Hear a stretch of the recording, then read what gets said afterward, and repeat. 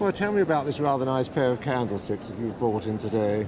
Yes, my husband's brother bought them in Oxford somewhere around 45 years ago or longer, because I've been married for 45 years, and he bought them for £75 each. That doesn't sound bad. No. Sounds And like he, a good investment. he And how many there were? There were four. There were four, and he gave us a pair for our wedding present, and he kept a pair for himself.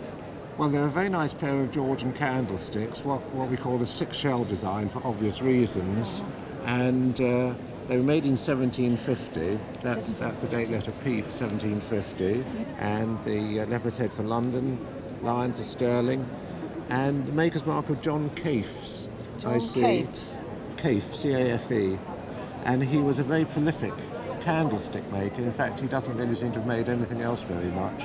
Well, he made rather beautiful ones, so maybe he stuck to a good line. He'd had a lot of practice. Yeah. They've got very nice little original coats of arms in the sort of Rococo cartouche of the period, and all the matching nozzles that go with them.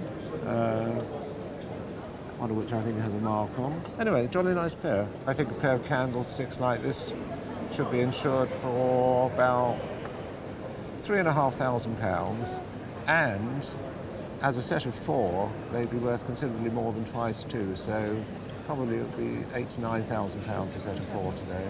So wonderful. So what can you tell me about your Salon suite? Is that what it is? That's what it is.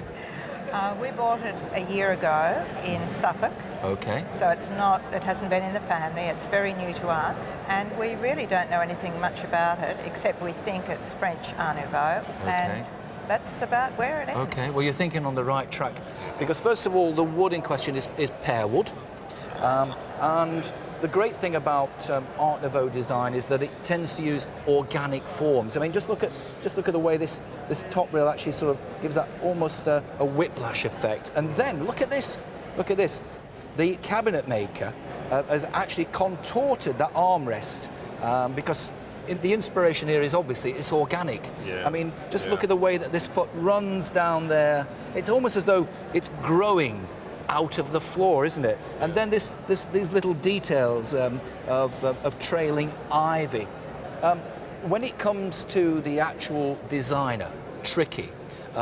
You're right to say it's Art Nouveau, but at this stage I should point out that there are lots of different international interpretations of Art Nouveau, and in France there were regional interpretations. There were two main schools, the Paris school and the Nancy school. Now I think we're dealing with the Nancy school here, because if there was a name to say it's in the style of, and I emphasize in the style of, it would be Louis Majorelle. It's got a very much a Majorelle feel to it. However, where it really sort of falls apart really is in the quality of the carving. It's not quite up to Monsieur Majorelle's standard.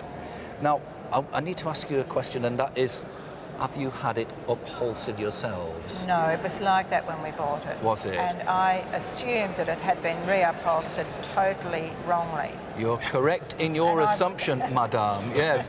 I mean, it's a rather interesting Regency stripe. It's nice, it's relatively tasteful, had it been put on a chair that dated from 1800 and not 1900. But wrong for this. I'm afraid it is totally wrong. So. You're going to have a lot of fun putting that right anyway.